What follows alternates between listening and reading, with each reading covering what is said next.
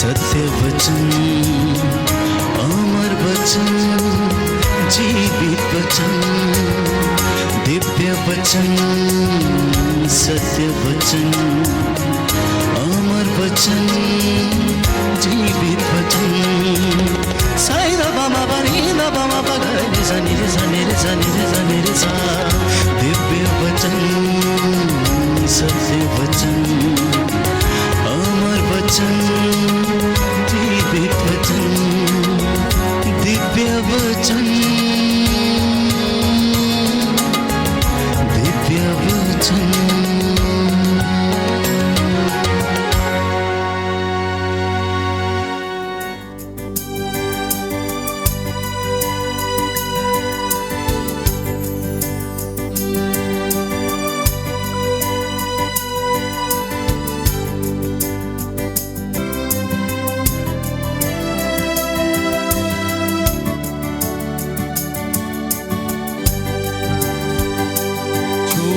झूले मुझे पाक करो, झूले झूले मुझे पाक करो, झूले झूले मुझे पाक करो, झूले झूले मुझे पाक करो, झूले झूले मुझे पाक करो, झूले झूले मुझे पाक करो। मैंने करनी है तुझसे गुफ्तगू, मैंने करनी है तुझसे गुफ्तगू, मैंने करनी है तुझसे गुफ्तगू, मैंने करनी है तुझसे गुफ्तगू।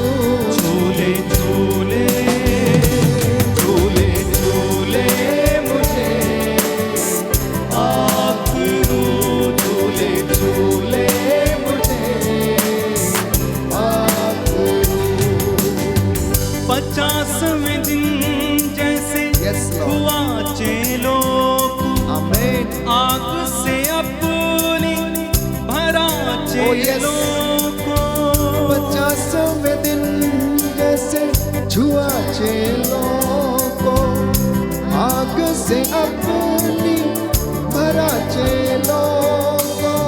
50वें दिन जैसे छुआ चेलों को, आग से अपनी भरा चेलों को, 50वें दिन जैसे छुआ चेलों को, आग से अपनी भरा चेलों को। उस आग का काम आज कर ले शुरू, उस आग का काम आज कर दे। दोनों हाथों को सीने पर लगा मैंने कर। करनी है तुझसे गुफ्तगू, मैंने करनी है तुझसे गुफ्तगू। झूले झूले झूले झूले मुझे पाक करो, झूले झूले मुझे पाक करो, झूले झूले मुझे पाक करो, झूले झूले मुझे पाक करो। रूह में रहूं और रूह में बढ़ूं मैं, रूह के बिना कोई बात ना करूं मैं, रूह में रहूं और रूह में बढ़ूं मैं, रूह के बिना कोई बात ना करूं मैं। रूह में रहूं और Yes, Lord. रूह में बढ़ूं मैं, रूह के बिना कोई बात ना करूं मैं, रूह में रहूं और रूह में बढ़ूं मैं, रूह के बिना कोई काम ना करूं मैं। तुझ में ही जीऊं और तुझ में मरूं, तुझ में ही जीऊं और में मरूं। मैंने करनी है तुझसे गुफ्तगू, मैंने करनी है तुझसे एक साथ झूले झूले झूले झूले मुझे पाखरू, झूले झूले मुझे पाखरू, झूले झूले मुझे मैंने करनी है तुझसे गुफ्तगू, मैंने करनी है तुझसे गुफ्तगू। झूले झूले झूले झूले मुझे आमीन आमीन हालेलुया सवारा मुझे यस लॉर्ड आनंद लो और मुझे हालेलुया मुझे झूले झूले मुझे अच्छे लॉर्ड झूले झूले मुझे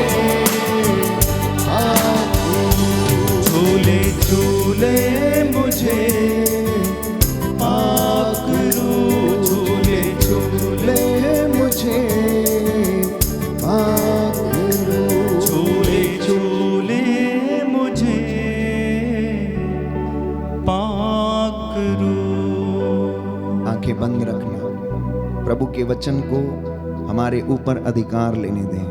पवित्र आत्मा हम पर अधिकार ले। Let the word of God penetrate our hearts, our mind and our soul. प्रभु का जो शब्द हम जिसे सुनने वाले हमारे हृदयों को भेद डाले, वो हमारे हृदयों में एक अद्भुत अग्नि की ज्वाला उत्पन्न करे। जिस तरह से पेंतेकोस्त के दिन प्यारे भाई प्यारी बहन प्रेरितों के ऊपर पवित्र आत्मा आग के रूप में उतरा, उनके शरीर हृदय आत्मा ज्वलंत हो उठी। एमाउस के रास्ते पर दो शिष्य जब बीती घटनाओं पर वार्तालाप करते हुए जा रहे थे, यीशु उनके साथ हो लिए, तो जब वो उन्हें व्याख्या करने लगे तो उनके अंदर ही अंदर एक आग के रूप में गरमाइश को उन्होंने महसूस किया। वही गरमाइश, वही गरमाहट, उत्साह यीशु के प्रति, उसके वचन के प्रति, उसके लिए जीने का उत्साह, मरने का उत्साह, विश्वास में आगे बढ़ने का उत्साह हमें मिले। हर बंधन से प्रभु हमें आजाद करे। यीशु के पवित्र सामर्थी नाम से स्वर्ग द्वार इस वक्त खुला हुआ। आशीषें आपकी हैं, चंगाइयां आपकी हैं, अभिषेक आपके लिए। प्रभु यीशु आपकी जिंदगी में इस वक्त आपको ब्लेस करे। मैं आपके घरों को उसके पवित्र सामर्थी लहू से बाड़ा करता, उसके वचन के द्वारा, 5 पवित्र घावों के द्वारा, उसके 40 कोड़ों की महान और योग्यता के द्वारा, मरण पुनरुत्थान की योग्यता से अंधकार की हर एक शक्ति पर अधिकार लेता हूं। बदरूहों के लश्करों को कैंसल करता हूं, तोड़ता हूं, जला के राख करता हूं। आपकी जिंदगियों से, परिवारों से हर एक प्रकार की गंदी बदरूहें निकले और उसके क्रूस के नीचे जल के राख हो जाए। आज का वचन आपके लिए उद्धार का कारण बन जाए, आपकी जिंदगियों में आशीष का कारण बन जाए। जो सुन नहीं सकते आज वो सुनने लगे, जो चल फिर नहीं सकते वो चलने फिरने लगे, जो क्षमा करने में असमर्थ हैं एक दूसरे को क्षमा कर दें, जो प्यार करने में असमर्थ हैं प्यार करने लगे, जिनको स्मरण शक्ति की कमी है प्रभु यीशु उन्हें स्मरण शक्ति प्रदान करे, जिन्हें ज्ञान की कमी है उन्हें ज्ञान के भंडारों से परमेश्वर आज उन्नत करे। जिन परिवारों में कमी घटी, लड़ाई झगड़े मन मुटाव है, तंत्र मंत्र जादू टोना है, यीशु के पवित्र सामर्थी नाम से आज हर एक व्यक्ति चंगा हो जाए। Healed and cleansed in the name of Jesus. शोराबाका समुद्रे सुता शवेंद्रोला एली एली एली शबाका समुद्रो सिबरेश ओरे शबाका समुद्रो सिबरेश बालाबा समुद्रे सिबला काचिंगलेरे एली एली शबाका समुद्रो सिबका समुद्रो। Come Holy Spirit, fill the hearts of thy faithful.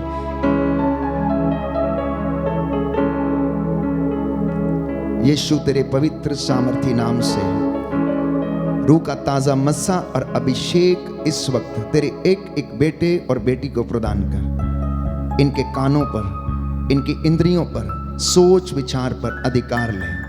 तेरा वचन इनके जीवन को प्रभु यीशु शुद्ध करे, पवित्र करे, विश्वास में इन्हें दृढ़ बनाना।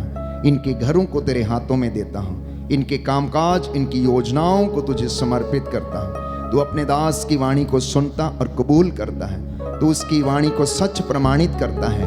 आज अपने इस अयोग्य दास की प्रार्थना को सुनना और कबूल करना। बोल, तेरा दास इस वक्त सुन रहा है प्रभु। बोलने वाले हम नहीं परंतु तेरा आत्मा है, वो आत्मा इस वक्त हे प्रभु यीशु तेरे दास के माध्यम से बोले और इन लोगों के जीवन में आशीष आए जो नौकरियों की तलाश में हैं, इधर उधर भटक रहे हैं, जो वीज़ा लगने की राह देख रहे हैं। हे प्रभु यीशु उन्हें समर्पित करता हूँ। एक एक बंधन इनके जीवन से टूटे, जो आंसू बहाते हुए प्रार्थना कर रहे हैं आज के वचन के माध्यम से।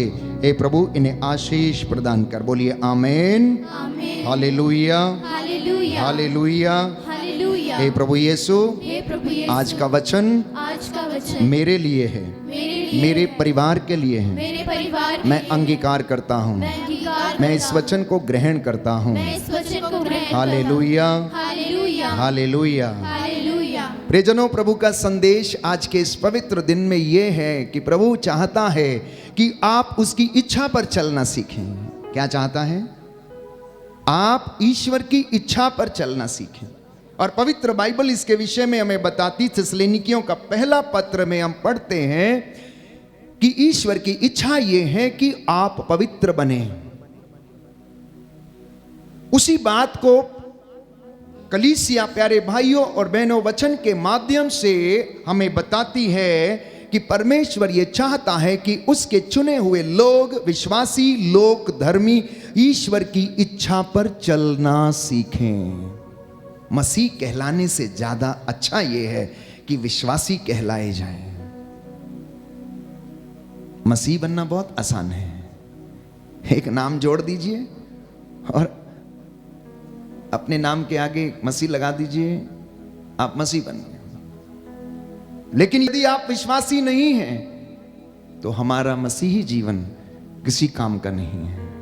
क्योंकि संत पौलुस ये कहता है, विश्वास के कर्म के अभाव में हमारा विश्वास अधूरा है। कर्म के अभाव में हमारा विश्वास अधूरा है। इसलिए मसीह होने से ज्यादा अच्छा है कि आप विश्वासी बने। क्यों? क्योंकि विश्वासी चीजों को अलग तरीके से देखता है, वो ईश्वर की नजरों से देखता है। पवित्र वचन के द्वारा उन चीजों को देखने की वो कोशिश करता है। तो पहली बात, एक विश्वासी के लिए ये आवश्यक है कि वो ईश्वर की इच्छा पर चलना सीखे। दूसरी बात कि हर एक विश्वासी और मसीही परिवार और जो ईश्वर पर ईमान लाता, यीशु को जानता है, वो ईश्वर के सानिध्य में रहना सीखे। जो बच्चे माता पिता के अधीन नहीं हैं, उनका जीवन बेकार है, उनका जीवन बर्बाद हो चुका है। उनका ना केवल शरीर परंतु उनके विचार, उनकी आत्मा, उनका सब कुछ नष्ट हो चुका है। तो जिस प्रकार बच्चे माता पिता के अधीन नहीं रहते और अपनी जिंदगी बर्बाद कर लेते, उसी तरीके से यदि एक मसीही व्यक्ति, एक विश्वासी ईश्वर के अधीन यदि नहीं रहता तो वो प्रलोभन में पड़ जाता और उसका जीवन नष्ट हो जाता है। Hallelujah, hallelujah, hallelujah. हे प्रभु यीशु, मैं विश्वास करता हूँ आप मुक्ति दाता हैं, चंगाई दाता हैं, उद्धार करता हैं। आप मेरे हित की योजना बनाते हैं। Hallelujah, hallelujah, hallelujah. तीसरी बात, फिर से मैं बार बार इसको दोहराता हूं कि हम परमेश्वर को उतना बड़ा देखें जितना बड़ा वो है। हम यीशु मसीह को उतना महान व्यक्ति के रूप में देखें जितना महान वो है। जो नाम परमेश्वर ने यीशु को दिया है, बाइबल हमें बताती फिलिपियों के पत्र अध्याय 2 पद संख्या 8 में कि परमेश्वर ने ईसा को सब नामों में सर्वश्रेष्ठ नाम प्रदान किया। इसलिए हर एक घुटना उसके नाम के आगे झुकेगा और हर जुबान बोलेगी कि ईसा ही प्रभु है। परमेश्वर ने यीशु मसीह को पूरी सृष्टि पर, हमारे भाग्य पर, नदियों, पर्वत, पहाड़ों, सृष्टि के ऊपर, दुनिया पर अधिकार दिया है। यह पवित्र बाइबल में लिखा है। ये पवित्र बाइबल हमें बताती है प्यारे भाइयों और बहनों। इसलिए हमें उसको उतना बड़ा देखने की जरूरत है जितना बड़ा वो है। परमेश्वर के हृदय में एक विश्वासी को छुपने की जगह मिलती है। इसलिए अपने आप को उधर समर्पित करना, अपना घर परमेश्वर की हजूरी में बनाना, अपना घर प्रभु की उपस्थिति में बनाना, अपना घर प्रभु के सानिध्य में बनाना। और चौथी बात, परमेश्वर का आदर करना, तो वो आपका आदर करेगा। बोलिए आमीन, आमीन, हालेलुया, हालेलुया। प्रभु का वचन कहता है, प्रभु का वचन कहता है, सामुएल का ग्रंथ सामुएल का ग्रंथ, अध्याय 2 अध्याय 2 पद संख्या 30, पद संख्या जो मेरा आदर करते हैं जो मेरा आदर मैं करते उनका हैं, आदर करता हूँ, मैं उनका आदर और जो मुझे तुच्छ जानते हैं और जो मुझे तुच्छ जानते हैं, मैं भी उन्हें तुच्छ समझूंगा। मैं भी उन्हें तुच्छ समझूंगा। Hallelujah, hallelujah, hallelujah. हालेलुया। स्पष्ट बातें हैं। प्रभु की बातें 100 आने खरी हैं। प्रभु की बातें 100 आने खरी हैं। तू मेरा आदर कर, मैं तेरा करूंगा। तू मेरा आदर कर, मैं तेरा करूंगा। तू मुझे तुच्छ जानेगा, मैं भी तुझे तुच्छ जानूंगा। तू मेरे हुक्म का पालन करेगा, मैं तेरी प्रार्थना को सुनूंगा और तुझे जवाब दूंगा।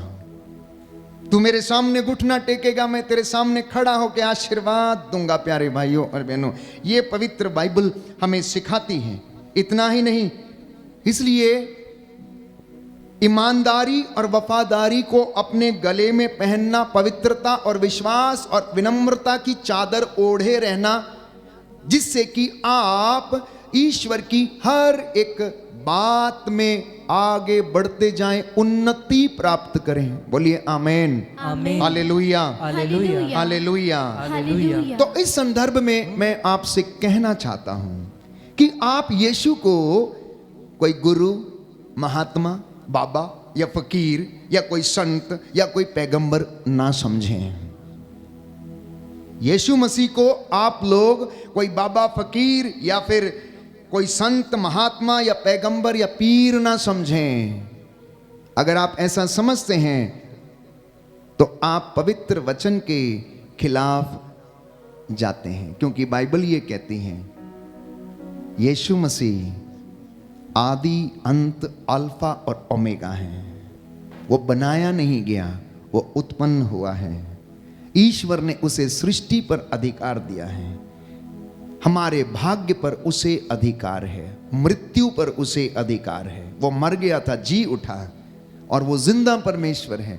इसलिए जब मैं ये कहता हूं कि आप यीशु को उतना बड़ा देखिए जितना बड़ा वो है, और जैसा कि उसके विषय में बाइबल और पवित्र शास्त्र कहती है, समझाती है, जैसा कि शास्त्रों में उनके विषय में लिखा गया है, आप उसको समझें और उसमें विश्वास करें, तो आप और आपका घराना उद्धार पाएगा, आप और आपका घराना मुक्ति पाएगा।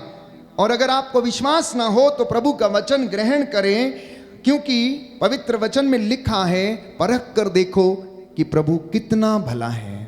खुली चुनौती है हर एक विश्वासी को, हर एक मसीह को। आप स्वयं अनुभव कीजिए, किसी के बहकावे में मत आइए, किसी के कहे में मत आइए, आप स्वयं अनुभव कीजिए। जब हम उसकी हुजूरी में बैठते हैं तो प्यारे भाइयों और बहनों, वो हमें आशीष प्रदान करता। इसलिए आदि, अंत, अल्फा, ओमेगा, और उसके अधिकार में काल, युग, चक्र सब कुछ है। ईश्वर ने उन्हें धरती के ऊपर, आकाश के नीचे सब नामों में सर्वश्रेष्ठ नाम प्रदान किया है। और बाइबल कहती है कि यीशु पिता के मुख से निकला हुआ शब्द है। योहन के पवित्र सुसमाचार अध्याय 1 पद संख्या 16 और से आगे हम पढ़ते हैं कि आदि में शब्द था, शब्द ईश्वर के साथ था और शब्द ही ईश्वर था, और उस शब्द ने शरीर धारण किया और मनुष्यों के बीच में आकर उसने निवास किया। प्यारे भाइयों और बहनों, अनेक लोग प्रभु यीशु मसीह को बाबा बोलते हैं, यीशु बाबा, यीशु बाबा, परंतु इतिहास गवाह है कि यीशु मसीह आज से 2023 वर्ष पहले पिता का प्रतिरूप लेकर इस दुनिया में आया और उसने अपने प्राणों की आहुति दी। उसने सलीब के ऊपर अपना लहू बहाया। उसने आपके और मेरे लिए गुनाहों के लिए प्रायश्चित किया। हम उस यीशु की आराधना करते हैं जो जिंदा है। हम उस यीशु के वचन को सुनते हैं जिसके वचन में ताकत है, जिसके वचन पर मुर्दे जिंदे हो उठे, जिसके वचन सुनकर कोढ़ी चंगे हो गए, जिसके वचनों को सुनकर सैकड़ों लोगों ने बपतिस्मा ग्रहण किया, जिसके वचनों को सुनकर सैकड़ों लोगों ने अपने हृदयों का खतना किया, अपने हृदयों का खतना किया। आज लोग नामकरण करते हैं यीशु के नाम पर। प्यारे भाइयों और बहनों, उससे कोई फायदा नहीं होगा। अपने हृदयों का खतना करना, अपने हृदयों का खतना करना। एक स्टेटस पढ़ा था मैंने कि व्हाट्सएप के स्टेटस पे रोज अपनी पिक्चर बदलने से कुछ नहीं होगा, या स्टेटस बदलने से कुछ नहीं होगा। अपना आचरण बदलना पड़ेगा, अपना आचरण बदलना पड़ेगा। समझ रहे हैं इस बात को या नहीं? समझ रहे हैं इस बात को? ड्रॉप बॉक्स में अपनी पिक्चर बदलने से कुछ नहीं होगा, अपना आचरण बदलने से कुछ होगा। रूहानियत में रहने से रूह आपकी जिंदगी में काम करेगी। और अगर कोई व्यक्ति रूह में नहीं है तो वो सांसारिक रीति से अपने आप को चलाता है और उसका जीवन उस सांसारिकता में और उसकी धन लोलुपता में, प्यारे भाइयों और बहनों, वो उजड़ के रह जाता है। इसलिए समर्पित करना आज के इस पवित्र दिन में यीशु का नाम, प्यारे भाइयों और बहनों, आज तक भुलाया नहीं गया है, आज तक भुलाया नहीं गया है। बेथलेहम के एक छोटे से गांव में, मरियम और यूसुफ के घर में, एक गौशाला में यीशु का जन्म हुआ। आज से 2023 साल पहले की बात है, जैसा कि पवित्र शास्त्र बाइबल हमें बताती है, और वो नाम आज तक भुलाया नहीं गया है। वो नाम आज तक भुलाया नहीं गया। दुनिया उस नाम को जानती है। जितनों ने उस पर ईमान लाया उन्होंने शिफा पाई है। जितनों ने उसके नाम को अपनी जिंदगी में अपनाया वो चंगे हो गए। जितनों ने उसको अनुभव किया है उनकी जिंदगियां बदल गई हैं। प्यारे भाइयों और बहनों, यह है यीशु के नाम का सामर्थ्य। उसके नाम को सुनकर लोग डरते और कांपते हैं। उसके नाम को सुनकर, प्यारे भाइयों और बहनों, मुर्दे जिंदे हो उठते हैं, रोगी चंगे हो जाते हैं, लकवे के रोगी चंगे हो जाते हैं, बदरूओं के लश्कर भाग जाते हैं, और अपदूत उसे नाम सुनकर डरते और कांपते हैं। जब यीशु का जन्म हुआ तो स्वर्ग द्वार खुल गया। प्यारे भाई और बहनों, स्वर्ग राज्य में फरिश्तों ने महिमा का गीत गाया। उन्होंने, गडरियों ने जाकर एक दूसरे को बधाई दी। तो इसलिए जब हम इन वचनों को सुनते हैं तो हमें अपने विश्वास में कमजोर नहीं, परंतु हमें दृढ़ बनने की आवश्यकता है कि जो हम कर रहे हैं, जो वचन हम सुन रहे हैं, जो प्रार्थना हम कर रहे हैं, उसमें हमारा विश्वास दृढ़ बने रहे। बोलिए आमीन, हालेलुया, हालेलुया, हालेलुया। हालेलुया। यीशु की स्तुति हो, यीशु की स्तुति हो, यीशु को धन्यवाद, यीशु को धन्यवाद, यीशु की आराधना हो, यीशु की आराधना हो, यीशु की महिमा हो, यीशु की महिमा यीशु को धन्यवाद, यीशु को धन्यवाद, हालेलुया, हालेलुया, हालेलुया। हालेलुया। तो हमें सच्चे विश्वासी बने रहने के लिए क्या करना चाहिए? आप सब लोग जानते हैं, एक नवयुवक यीशु के पास आया और उसने पूछा, मुझे स्वर्ग राज्य का अधिकारी बनने के लिए क्या करना चाहिए? यदि मैं आपसे पूछूं या आप मुझसे पूछें कि फादर जी, एक विश्वासी बने रहने के लिए मुझे क्या करना चाहिए, तो सबसे पहली बात है, एक विश्वासी को परमेश्वर को उतना बड़ा देखना जितना बड़ा वो है। सबसे पहली बात। दूसरी बात कि अपने विश्वास को कायम रखना और भरोसा करना कि परमेश्वर आपके लिए युद्ध लड़ता और आपके आगे आगे चलता और आपका रास्ता दिखाता है। निराश नहीं होना। निराशा विश्वासियों का काम नहीं है। अगर कोई व्यक्ति निराश है तो उसे विश्वासी हम कह ही नहीं सकते। अगर कोई व्यक्ति निराशाजनक परिस्थिति में रहता है तो उसे विश्वासी कह ही नहीं सकते, क्योंकि विश्वासी तो विश्वास करने वाला, भरोसा करने वाला है। यह सोचता है कि आज नहीं तो कल होगा, परसों होगा, और परमेश्वर एक ना एक दिन उसकी जिंदगियों में चमत्कार करेगा। यह विश्वासी का गुण है। इसके साथ साथ ईश्वर की आशीषों को ग्रहण करने के लिए उसे प्रार्थना की आवश्यकता है। उसे प्रार्थना की आवश्यकता है। जब एक विश्वासी प्रार्थना में रहता है प्यारे भाइयों और बहनों, तो परमेश्वर उसकी प्रार्थना को सुनता है, क्योंकि वो प्रार्थना को सुनने वाला परमेश्वर है। हम सब लोग रोज प्रार्थना करते हैं, लगभग 2 घंटे प्रार्थना करते हैं, 2.5 घंटे प्रार्थना करते हैं। आप अपने घर में प्रार्थना करते हैं। कई लोग घर में लगातार बैठ के बाइबल पढ़ते हैं, स्तुति करते हैं, आराधना करते रहते हैं। कई लोगों को जिनको इसका मतलब पता नहीं है या महत्व पता नहीं, वो सोचते हैं और कहते हैं क्या इतनी लंबी लंबी प्रार्थनाएं करते हो, क्या इतनी लंबी लंबी प्रार्थना। तो मैंने एक व्यक्ति से कहा कि मुझे एक बात बताइए, आप घंटों वीडियो गेम खेलते हैं, घंटों वीडियो गेम खेलते हैं, या ताश के पत्तों में आप लगे रहते हैं, या आप जुआ खेलते रहते हैं, या फिर आप अपने घर में बैठकर मन गढ़ंत बातें करते रहते हैं, आपको उससे क्या मिलता है? उससे क्या मिलता है? तो उसका जवाब नहीं है। तो मैंने कहा यदि आप मुझे जवाब दोगे तो मैं भी आपको जवाब दे दूंगा। एक नौजवान को, एक टीनेजर को व्हाट्सएप में 4 से 5 घंटे या 8 घंटे बिताने से क्या मिलता है? उसका जवाब नहीं है उसके पास। और आप मुझसे पूछते हैं कि आपको 2 घंटे 2.5 घंटे हालेलुया बोलने, चिल्लाने और स्तुति करने से क्या मिलता है? मैं नहीं बताऊंगा मुझे क्या मिलता है, यदि आप मुझे नहीं बताओगे कि आपको क्या मिलता है। प्यारे भाइयों और बहनों, हमारी प्रार्थनाएं सुनी नहीं जाती। याकूब का ग्रंथ अध्याय 4 पद संख्या 3। बहुत सारे लोग प्रार्थना करते लेकिन सुनी नहीं जाती हैं, क्योंकि लिखा है, क्योंकि आप अपने स्वार्थ के लिए प्रार्थना करते हैं।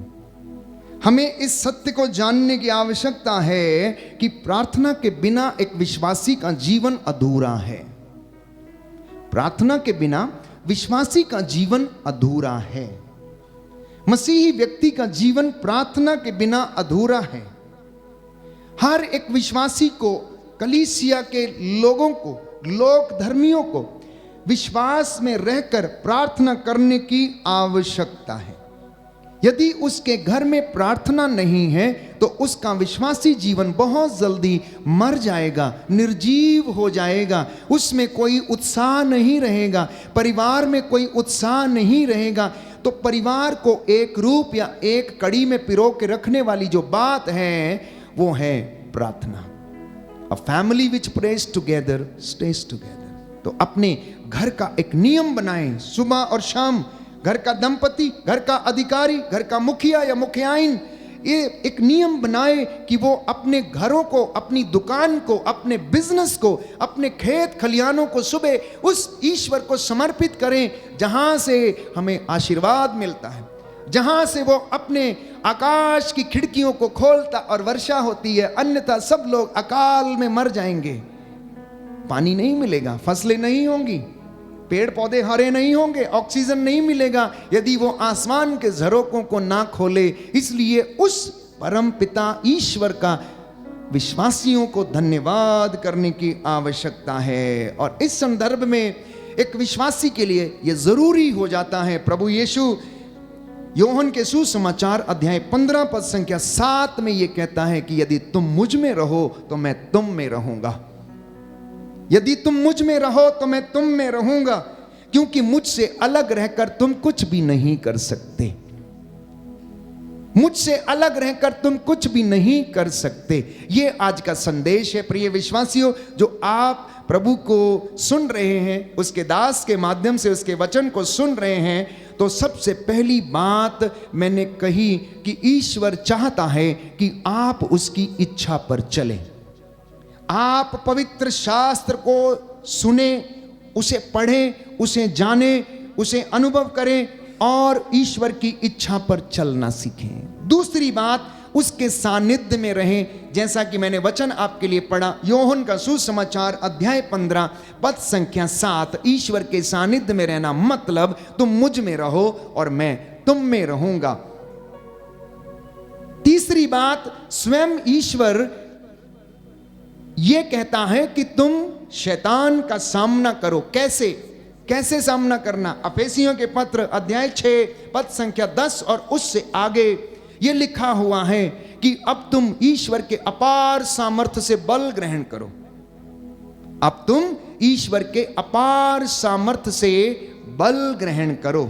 मुक्ति का टोप, आत्मा की तलवार ईश्वर का वचन, विश्वास की ढाल, शांति सुसमाचार, उत्साह के जूते और सत्य का कमरबंद कसकर तुम आगे बढ़ो, जिससे कि तुम शैतान की धूर्तता का सामना कर सको और उसके अग्नि में बाणों को बुझा सको। कहता तुम मेरे सानिध्य में रहो, मुझ में रहो और मैं तुम्हारे साथ रहूंगा और मेरी कृपा तुम्हारे लिए पर्याप्त है। बोलिए आमीन, आमीन, हालेलुया, हालेलुया, हालेलुया, हालेलुया। यीशु की स्तुति हो, यीशु को धन्यवाद, यीशु को धन्यवाद। हे प्रभु यीशु, हे प्रभु यीशु, मैं विश्वास करता हूँ मैं विश्वास करता हूँ आप मुझसे बातें कर रहे हैं। आप मुझसे बातें कर रहे आज के हैं। इस पवित्र दिन में आज के इस पवित्र दिन में मेरी अगुवाई कीजिए। मेरी अगुवाई कीजिए। Hallelujah, hallelujah, hallelujah. हालेलुया। क्यों ईश्वर बार बार हमें इन बातों को याद दिलाता है? अगर आप विधि विवरण ग्रंथ अध्याय 32 पद संख्या 22 पढ़ेंगे तो वहां पर लिखा हुआ है कि मनुष्य का झुकाव पाप की ओर है। मनुष्य का झुकाव पाप की ओर है। तो जब ईश्वर ये जानता है कि ये मनुष्य मिट्टी का बना हुआ है और ये दुख के लिए जन्म लेता है, इसलिए वो हमारे हालात जानता है कि हम मिट्टी हैं और मिट्टी में मिल जाएंगे और हमारा स्वभाव पाप की ओर है, तो वचन के माध्यम से वो हमें इस बात से अवगत कराना चाहता है। He wants to let us know that we are fragile। हमारा जीवन बड़ा छोटा है, हम पाप में गिर न जाएं, प्रलोभन में पड़ न जाएं, इसलिए इस पवित्र शास्त्र के माध्यम से वो हमें सत्य के रास्ते पर लेकर आना चाहता है और हमारा मार्गदर्शन करना चाहता, जिससे कि हम उद्धार पाएं, हमारी आत्मा बच जाए, हम सत्य के मार्ग पर चलें, संकरे मार्ग से प्रवेश करें। क्योंकि चौड़ा है वो द्वार जो विनाश की ओर लेकर जाता है, लेकिन संकरा है द्वार जो यीशु के पास स्वर्ग में हमें लेकर जाता है। यीशु पिता का प्रतिरूप था, उसने पिता के प्रेम को दिखाया। ईश्वर कैसा है उसने धरती के ऊपर यह प्रकट किया। उसने गाली के बदले गाली नहीं दी, उसने थप्पड़ के बदले थप्पड़ नहीं मारे, परंतु उसने अपना दूसरा गाल भी लोगों के सामने कर दिया। ये हमारे प्रभु यीशु मसीह की महानता, प्यारे भाई और बहनों, जिसे आप रोज सुनते, जिसकी आराधना करते हैं। अब थोड़ी सी कमी ये है कि आप अपने चार्जर्स को प्रॉपरली कनेक्ट करें। कभी कभी प्रॉपरली कनेक्ट नहीं होता, पूरी रात लगा रहता लेकिन सुबह तक को चार्ज नहीं होता आपका मोबाइल। ऐसे ही विश्वासी लोग भी हैं। अगर आप वास्तविक रूप से चार्ज होना चाहते हैं, आत्मिक रूप से चार्ज होना चाहते हैं, तो प्यारे भाइयों और बहनों, हमें सही रूप से वचन को जानकर सुनकर उससे जुड़ने की आवश्यकता। बोलिए आमीन, हालेलुया, हालेलुया, हालेलुया, हालेलुया। हे प्रभु यीशु, हे प्रभु यीशु, मैं विश्वास करता हूँ मैं विश्वास करता हूँ कि आप मेरे जीवन में, कि आप मेरे जीवन परिवार में मेरे परिवार निरंतर में कार्य करते हैं। निरंतर कार्य हालेलुया, करते हैं। Hallelujah, hallelujah, hallelujah, hallelujah. Hallelujah. विश्वासी के जीवन की पांचवी बात जो उसे अपने जीवन में याद रखनी चाहिए, लिखा है आमोस नबी का ग्रंथ अध्याय 5 पद संख्या 6, book of prophet Amos chapter 5 verse 6। जीवित रहने के लिए ईश्वर को ढूंढो और भलाई और बुराई दोनों में से किसी एक चीज को चुनना। जीवित रहने के लिए ईश्वर को ढूंढना, विश्वासी बने रहने के लिए ईश्वर को ढूंढना, आत्मिक व्यक्ति बनने के लिए आत्मा की अगुवाई में चलना। इसलिए परमेश्वर का वचन ये कहता, मैं तुम्हारे सामने भलाई और बुराई दोनों रखता हूं, तुम चुन लो, आजाद हो, जबरदस्ती नहीं है। हम संसार के लोगों के सामने ईश्वर ने भलाई और बुराई, अच्छाई सब कुछ रखा है। उसने हमें आजादी दी है, स्वतंत्रता दी है कि आप क्या करना चाहते हैं, कैसे करना चाहते हैं, कहां जाना चाहते हैं। लेकिन याद रखना कि जीवन के अंत में आपसे और मुझसे हमारे आचरण का लेखा मांगा जाएगा, हमारे आचरण का लेखा मांगा जाएगा। बुक ऑफ एक्लेसियास्टिस चैप्टर 11 वर्स 13, उपदेशक ग्रंथ अध्याय 11 पद संख्या 13 में हम पढ़ते हैं, हे युवक अपनी आंखों की अभिलाषा पूरी कर, मौज मस्ती कर, इंजॉय कर, जो करना है कर, लेकिन याद रख तुझसे तेरे आचरण का लेखा मांगा जाएगा, तुझसे तेरे आचरण का लेखा मांगा जाएगा। इसलिए यदि कोई व्यक्ति जीवित रहना चाहता है, यदि कोई आत्मा में बना रहना चाहता है, तो वो आत्मा के उत्तम वरदानों की अभिलाषा करे, असत्य बोलना छोड़ दे, पवित्रता में जीवन बिताए और अपने जीवन के लिए ईश्वर को ढूंढे और वो आपको आशीष प्रदान करेगा। बोलिए आमीन, आमीन, हालेलुया, हालेलुया। प्रभु का वचन कहता है, प्रभु का वचन कहता आमोस नबी का ग्रंथ आमोस नबी का ग्रंथ अध्याय 5 अध्याय पद 5 संख्या 6, पद संख्या जीवित 6, रहने के लिए जीवित रहने के ईश्वर लिए को ढूंढो। ईश्वर को ढूंढो। आमीन। आमीन। स्त्रोत संख्या 34 स्रोत संख्या पद 34 संख्या 13, पद संख्या 13, तुम में से कौन भरपूर जीवन तुम में से कौन भरपूर और जीवन लंबी आयु चाहता है, और लंबी आयु तो चाहता बुराई से दूर रहो, है। बुराई से दूर कपटपूर्ण बातें बोलना बंद करो रहो, कपटपूर्ण बातें बोलना बंद करो और शांति के मार्ग पर और शांति के मार्ग पर अग्रसर हो जाओ। अग्रसर हो जाओ। Hallelujah, hallelujah, hallelujah, hallelujah, hallelujah, hallelujah, hallelujah. Hallelujah. छठवीं बात, एक विश्वासी के जीवन में, जैसा मैंने कहा कि प्रार्थना विश्वासी के जीवन का आधार है।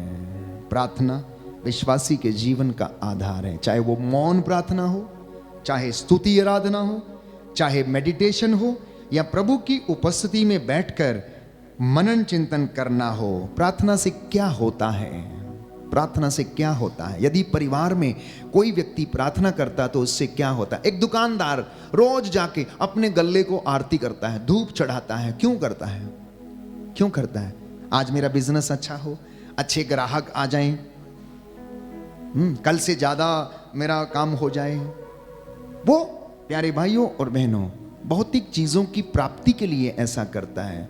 जब हम विश्वास की बात करते हैं, जब हम प्रभु की हुजूरी की बात करते हैं, तो हमें आत्मिक उन्नति के लिए प्रार्थना करनी चाहिए, क्योंकि आत्मिक उन्नति होगी तो हमें सांसारिक चीजों में, प्यारे भाइयों और बहनों, मोह माया में आसक्ति नहीं होगी। हम उन चीजों से संतुष्ट रहेंगे जो हमारे पास हैं। तो प्रार्थना हमें जीवन में सबसे पहले क्या काम करती है?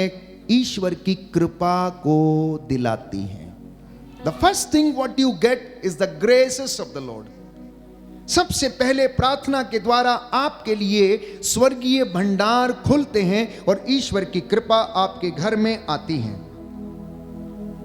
दूसरी बात, प्रार्थना के माध्यम से ईश्वर आपके जीवन से बाधाओं को दूर करता है। तीसरी बात, जब आप लगातार प्रार्थना करते रहते हैं तो आप धीरे धीरे बदलने लगते हैं। You keep on changing when you continuously pray. जब आप लगातार प्रार्थना करते हैं तो आप बदलने लगते हैं, आपका स्वभाव बदलने लगता है। जो पहले ज्यादा गुस्सा करते थे कम होने लगते हैं, यदि आप सच्चे हृदय से प्रार्थना करते हैं। और उसके बाद क्या होता है कि जब आप बदल जाते हैं तो आपकी सिचुएशंस ऑटोमेटिकली बदल जाती हैं, परिस्थितियां खुद ब खुद बदल जाती हैं, घर खुद ब खुद बदल जाते हैं, क्योंकि प्रार्थना हमें वो सामर्थ्य प्रदान करती है। चौथी बात, प्रार्थना हमें ईश्वर के अनुग्रह में बढ़ने का सामर्थ्य देती है। The prayer helps us to grow in the anointing of the Lord. प्रार्थना हमें ईश्वर के अनुग्रह में बढ़ने के लिए मदद करती है।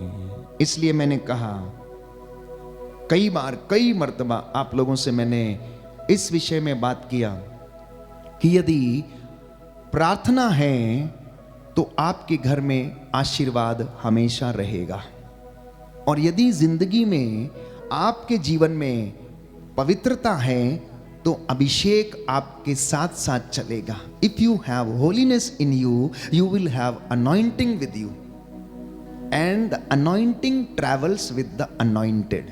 अभिषेक अभिषिक्त व्यक्ति के साथ चलता है। जरूरी नहीं कि जो प्रभु के द्वारा अभिषिक्त है, आप जो पवित्र आत्मा के सामर्थ्य से और तपस्या से, उपवास से, प्रार्थना से, परहेज से जो अभिषेक ग्रहण करते हैं, प्रभु आपको वो अभिषेक प्रदान करता है, वो आपके साथ साथ चलेगा। इसलिए यीशु ने कहा मार्कुस के सुसमाचार अध्याय 16 पद संख्या 17 में, मुझ में विश्वास करने वाले मुझसे भी बड़े और महान काम करेंगे, जिस पर हाथ रखेंगे वो चंगे होंगे। वो सांपों को, बिच्छुओं को अपने हाथों में उठा लेंगे, उन्हें कोई हानि नहीं होगी। वो विष पिएंगे, उससे कोई नुकसान उन्हें नहीं होगा, क्योंकि परमेश्वर की रूह का ताजा अभिषेक उनके साथ चलेगा। तो मैं समझता हूं कि यह कहना उचित है कि अगर आपके जीवन में पवित्रता है तो आपकी जिंदगी में अभिषेक बना रहेगा, और यदि एडोरेशन है, आराधना है, तो आपको हमेशा छुटकारा मिलता रहेगा। If you have adoration, if you will have healing, you will have deliverance, क्योंकि हम उस पवित्र परम पिता प्रभु यीशु मसीह पवित्र आत्मा की हजूरी में बैठते हैं। वो जीवित रूप, वो साक्षात रूप से जीवित प्रभु यीशु हमारे बीच में विद्यमान है। सातवीं बात, प्रार्थना करने से रोगी चंगे होते हैं। रोगी चंगे होते हैं। प्रार्थना ऊपर जाती है, आशीष लेकर नीचे आती है, आप विश्वास में बढ़ने लगते हैं। प्रार्थना प्यारे भाइयों और बहनों, ईश्वर का मन बदल देती है। The prayer can change the mind of God. और ऐसा हुआ, ऐसा हुआ। नबी योनस के ग्रंथ में हम पढ़ते हैं कि निनवे शहर के लोगों को चेतावनी दी गई थी योना के द्वारा कि आज से 40 दिन के बाद निनवे शहर नष्ट कर दिया जाएगा। छोटे से लेकर बड़े तक, राजा से लेकर रंक तक, सब ने टाट ओढ़ लिया, भस्म रमा ली, और राख के ढेर पर बैठकर उन्होंने क्या किया? प्रायश्चित करना शुरू किया, प्रार्थना करना शुरू किया। और ईश्वर ने आसमान से देखा कि निनवे के शहर के लोगों को क्या हो गया है, और बाइबल कहती है कि ईश्वर ने निनवे का विनाश करने का विचार छोड़ दिया। आप में से कुछ लोग कहते हैं कि मेरे परिवार में आशीष नहीं, मेरी बेटी के लिए अच्छा वर नहीं, बेटे के लिए अच्छी वधू नहीं, मेरी संपत्ति पर आशीर्वाद नहीं। आज से प्रार्थना करना शुरू करना। आपकी प्रार्थना प्यारे भाइयों और बहनों, आत्मा और हृदय की सच्चाई से, उपवास के साथ, ईश्वर के सामर्थ्य और वचन के साथ यदि होगी तो वो ईश्वर का मन बदल देगी। हिजकिया के विषय में पढ़ते हैं, प्रॉफेट हिजकिया, राजाओं के ग्रंथ में हम पढ़ते हैं कि जब वो मुंह की दीवार की ओर मुंह करके घुटना टेक कर रोया, आंसू बहाए, चिल्लाए, एक बड़ा सा फोड़ा उसके शरीर में था, मरना नहीं चाहता था। कहता था अभी मुझे नहीं मरना है, मैं मरना नहीं चाहता हूं, मुझे जीवन दे। उसके पहले यशायाह नबी के द्वारा ईश्वर ने उसे कहला भेजा था कि जाओ हिजकिया से कहो कि आज से 15 दिन के बाद वो मर जाएगा। उसने रो रो कर प्रार्थना किया, प्रभु ने उसकी प्रार्थना को सुना। यशायाह अभी घर पहुंचा भी नहीं था कि परमेश्वर ने यशायाह से कह दिया, जाओ उससे कह दो कि हिजकिया नहीं मरेगा, मैं उसे 15 वर्ष का जीवन और देता हूं। तो प्रार्थना ईश्वर का मन बदल देती है। एक विश्वासी को, एक मसीही व्यक्ति को, एक अभिषिक्त व्यक्ति को, एक चुने हुए व्यक्ति को, एक कॉन्सेक्रेटेड व्यक्ति को इस बात पर भरोसा करना है कि आपका एक एक आंसू जो प्रार्थना में बहाया गया है वो वेन में नहीं जाएगा, वो बर्बाद नहीं होगा।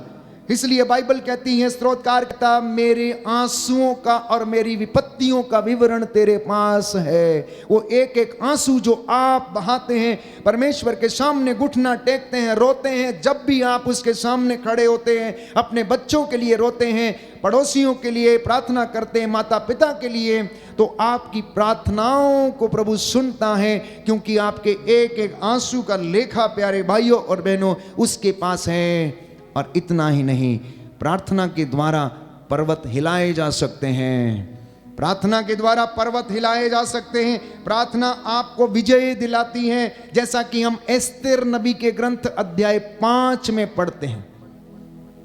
Book of profit Esther chapter 5, पूरा चैप्टर यदि आप पढ़ेंगे, उसमें एस्तेर की प्रार्थना है जो उसने अपने जात भाइयों के लिए की।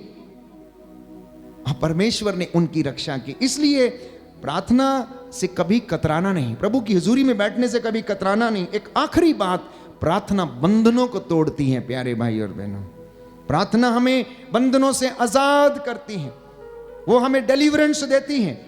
इसलिए घर में कितनी भी समस्या क्यों ना आ जाए, प्रार्थना करना बंद नहीं करना। हम में से बहुत सारे लोग बंधनों में हैं किसी ना किसी प्रकार से।